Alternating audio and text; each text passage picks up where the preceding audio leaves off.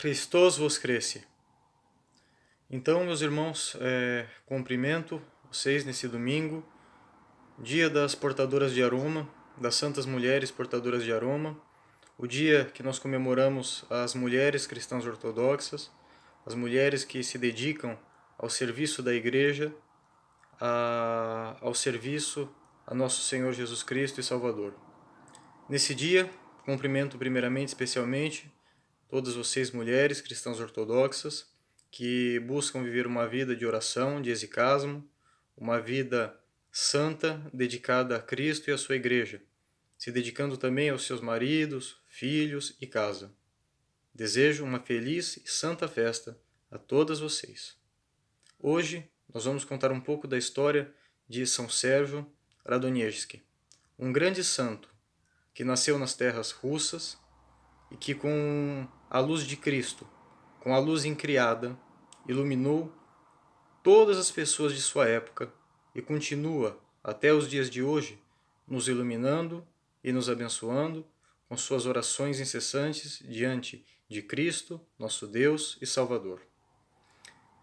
São Sérgio, ele nasce no ano de 1314, de uma família de nobres russos, embora nesse período eles viviam de um modo muito simples, de um modo muito humilde, apesar de serem nobres, não levavam uma vida de grandes exuberâncias, era uma vida bastante simples. Bartolomeu era o nome de São Sérgio, o seu nome civil, o seu nome não monástico. Ele recebeu esse nome de sua mãe e de seu pai.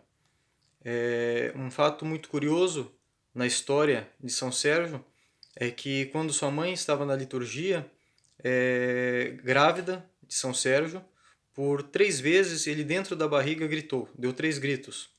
Foi uma coisa que amedrontou a sua mãe, espantou as pessoas da igreja, mas o padre disse que isso era um sinal de que assim como ele gritou 3 vezes dentro da barriga da mãe, ele nasceria para ser um servo da Santíssima Trindade.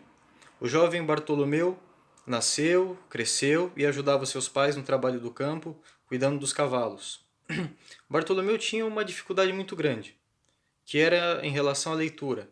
Ele tinha dificuldade nos estudos, dificuldade para ler, era difícil ler as orações, era difícil realizar qualquer trabalho intelectual para Bartolomeu. E isso era uma coisa que o preocupava, uma coisa que o deixava triste, algo que o incomodava. Um dia, Bartolomeu, cuidando dos cavalos, no pasto, no campo, ele encontra um ancião. Esse ancião tira um pedaço de prósfora, um pedaço do pão abençoado que a gente usa na liturgia, que é para tirar o cordeiro, né, para fazer os santos dons, para preparar os santos dons que serão oferecidos na liturgia, e um pedaço da prósfora que não é usado na liturgia pode ser consumido pelo povo. E foi dado a Bartolomeu esse pedaço de prósfora. Bartolomeu come essa prósfora e, como um milagre, ele passa a conseguir ler, ele passa a ter a capacidade da leitura da qual ele tinha muita dificuldade. Esse ancião, esse starets, esse Gerontas, ele vai junto com Bartolomeu para casa de Bartolomeu. Lá eles comem e na hora da oração ele dá o livro para Bartolomeu. E Bartolomeu, surpreendentemente, consegue ler.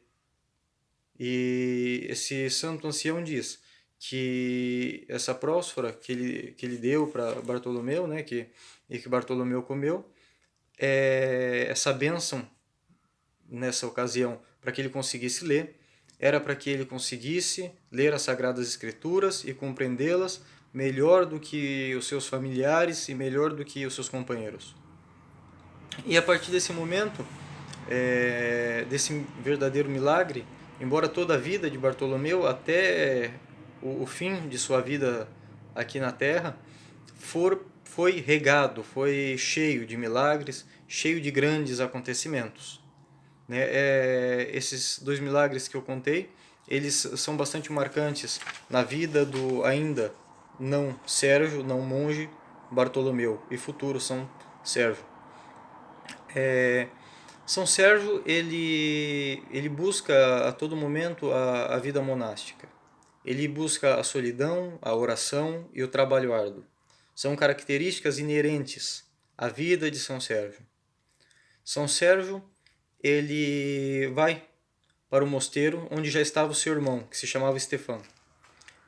Nesse mosteiro, onde estava seu irmão, ele inicia ali a sua, vamos dizer assim, a sua preparação ainda para uma vida monástica, embora desde sua mais tenra idade ele tenha guardado com extremo rigor o jejum, tenha se dedicado à oração e tenha buscado o silêncio.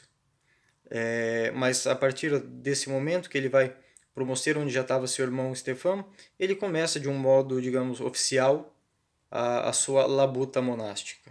Né? É um momento que marca o seu início de uma vida monástica. Mas o mosteiro ainda para ele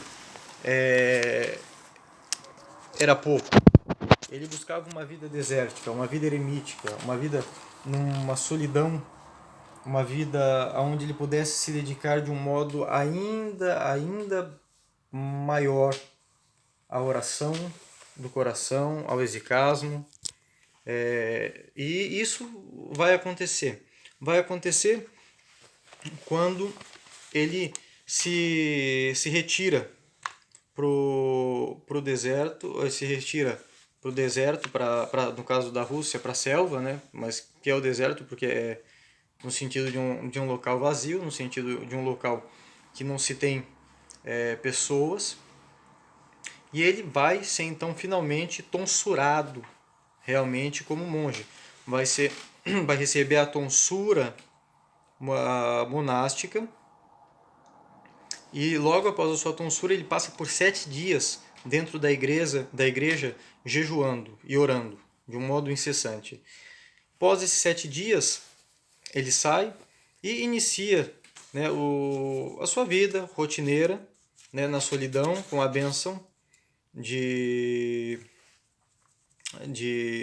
seu pai espiritual, de seu padre responsável pela sua vida espiritual, e ali inicia um processo muito duro, um processo muito difícil, um processo muito pesado na vida de São Sérgio. Quando o demônio incessantemente tenta, das formas mais terríveis, a São Sérgio. É claro, é interessante lembrar que quando nós vivemos em sociedade, vivemos no mundo, ou mesmo vivemos uma vida monástica sem tanta solidão, o demônio usa de muitos artifícios, ele possui artifícios para nos tentar. Mas no momento que o homem se retira para o deserto, as tentações se tornam diferentes. O demônio ele perde os artifícios, ele perde muitos meios de tentar a pessoa, e então começa um tipo de tentação mais pesado, um tipo de tentação que pode inclusive levar as pessoas que não se prepararam e não estão fortes espiritualmente à loucura. E o demônio começa a aparecer para São Sérgio. Os demônios começam a aparecer para São Sérgio de várias formas, de modos assustadores, sem deixá-lo dormir, ou acordando durante a noite. Mas São Sérgio vence essas aparições demoníacas, vence estas tentações, sempre com o sinal da santa e vivificante cruz, e dizendo que Deus se levante e seus inimigos sejam dispersos. E incessantemente, Cristo concede a graça da vitória a São Sérgio, diante dos inimigos de sua alma e também de nossas almas. São Sérgio inicia a construção, né, do que seria um dia a Lavra de São Sérgio, do que seria um dia onde eu vivo e onde tantas pessoas buscam refúgio espiritual, buscam a cura, buscam a iluminação e buscam também um estudo sobre os conteúdos, sobre a tradição da igreja. É muito interessante que uma das visões dadas a São Sérgio foram muitos pássaros.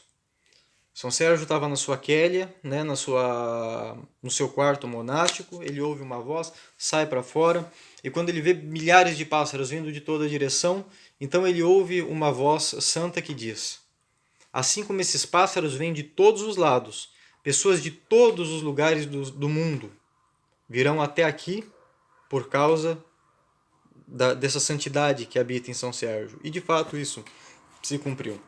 De fato, eu mesmo vim do Brasil, pessoas vêm de outros lugares e se encontram, se reúnem na Lavra de São Sérgio, buscando se tornarem discípulos de São Sérgio e viverem o máximo possível, claro que é muito difícil, o exemplo de vida exicasta e ascética de São Sérgio. De fato, essa visão foi uma visão que a gente vê diariamente se repetindo na Lavra de São Sérgio, graças a Deus. Um fato interessante é que seu irmão vai com São Sérgio para o deserto, vai com São Sérgio aonde hoje seria a Lavra, mas ele não aguenta a solidão do deserto, ele não aguenta as tentações, a dificuldade, para ele é mais difícil. Não que ele fosse um monge ruim, não é isso. Só que o caminho de São Sérgio é um caminho muito áspero para 99% de todas as pessoas, sejam elas pessoas monásticas ou pessoas do mundo, de todo modo. O caminho ascético de São Sérgio é um caminho muito árduo, que é necessário muita força e uma oração incessante, perfeita, uma oração do coração de um modo muito, muito profundo e muito sério. E então ele retorna para o mosteiro, abandona o deserto e São Sérgio fica sozinho. É claro que é muito difícil você trabalhar sozinho. É quando ele vê um urso que estava faminto e dá um pedaço de pão para o urso, e o urso passa a ajudar São Sérgio, a protegê-lo, a estar junto com ele, a ser uma companhia do santo no deserto. Isso também acontece por um motivo muito interessante, que pelo nível de santidade que São Sérgio possuía, pelo nível de theosis, de união com Deus, que São Sérgio possuía, mesmo animais ferozes como um urso já não viam em São Sérgio mais a criatura humana decaída, mas a criatura humana deificada, a criatura humana além do Éden. E por isso para ele não era um problema um urso, porque o urso não via o homem decaído em São Sérgio, mas via o santo, via a energia de Deus, via Deus em São Sérgio, e naturalmente, vendo Deus em São Sérgio, o animal não se rebelava contra o seu Criador, mas tinha uma relação natural com São Sérgio, uma relação até maior do que a que poderia existir no Éden, porque São Sérgio já possuía em si o paraíso. Isso é muito importante de dizer, que esse sinal do urso é um sinal muito grande.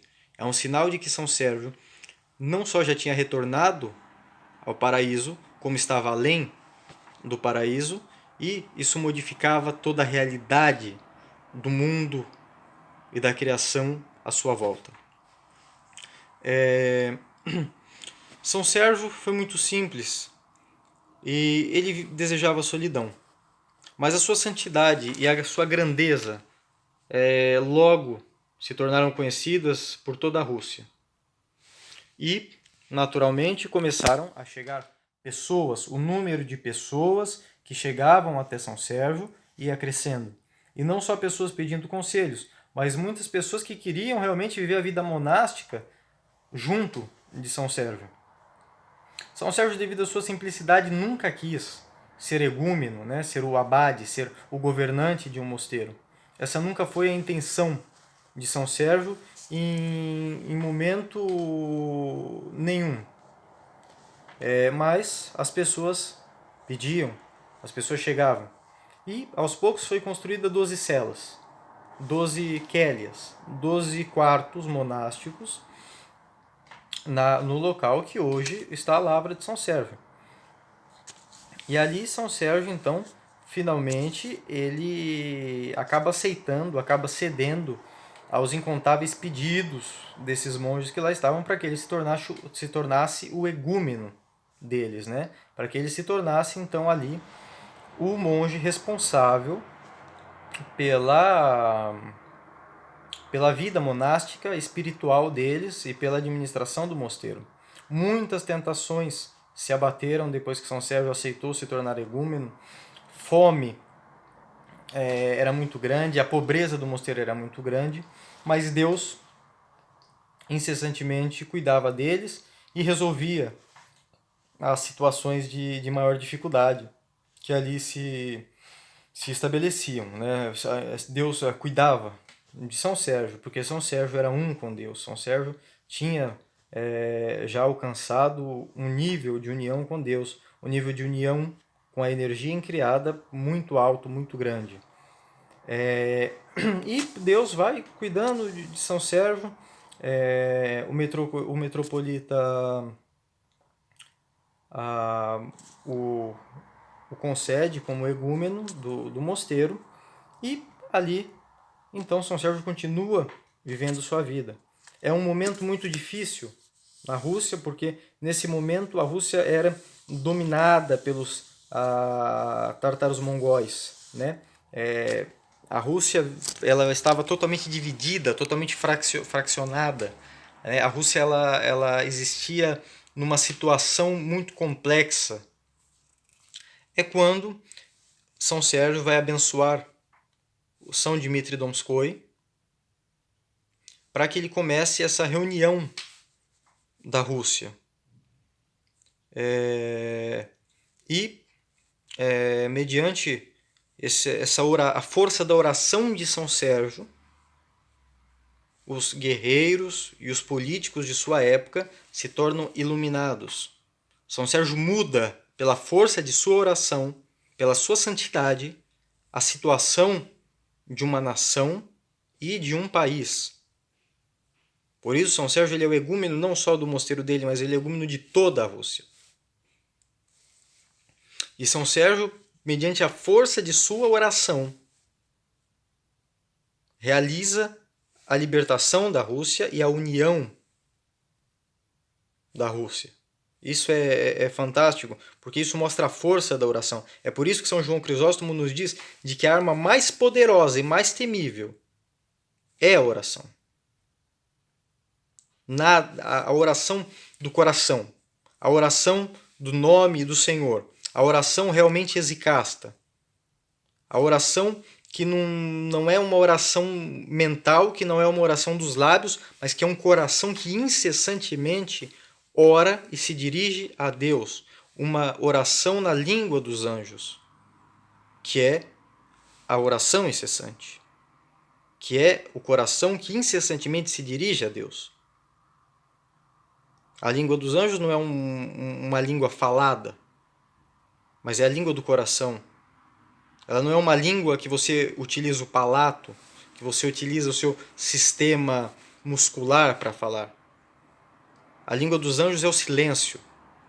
É a teologia máxima, que é o silêncio. É a oração incessante. É a oração do coração. É o exicasmo em sua maior profundidade e realidade.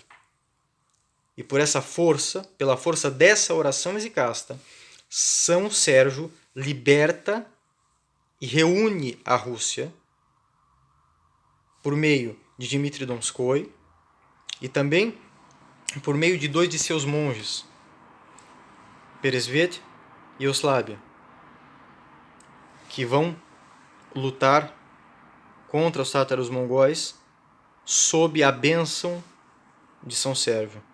É quando Peresvet dá a sua vida pela Rússia, não simplesmente no sentido nacional, mas no sentido de dar sua vida pela Rússia ortodoxa, no sentido de dar a sua vida pela fé única e verdadeira da Igreja Una, Santa, Católica e Apostólica, contra os invasores que humilhavam e perseguiam o povo de Deus. E por aqui eu termino um pouco da história de São Sérgio. São Sérgio, ele vai dormir no descanso dos santos em 1392. A sua morte é uma morte de um santo, que chega a ser até ridículo chamar de morte, porque nada mais é do que uma separação temporária entre corpo e alma de um corpo santo cheio da graça de Deus e de uma alma santa cheia da graça de Deus, que retorna a Deus e intercede por nós. Por isso, que todos nós peçamos a oração de São Sérgio, recorramos a sua ajuda e auxílio diante de Deus nosso Salvador, e que tenhamos São Sérgio por exemplo de vida e de oração. Se eu, por um lado, sei que não sou igual a São Sérgio, que, por outro lado, eu lute para ser como São Sérgio. Que nós nos guiemos pelo exemplo dos santos. Que nós reconheçamos a nossa fraqueza, mas também reconheçamos a força de Deus de transformar os fracos em fortes e os pecadores em santos. Cristo ressuscitou dos mortos, venceu a morte com a sua morte e deu vida aos que estavam no túmulo. Christos vos cresce.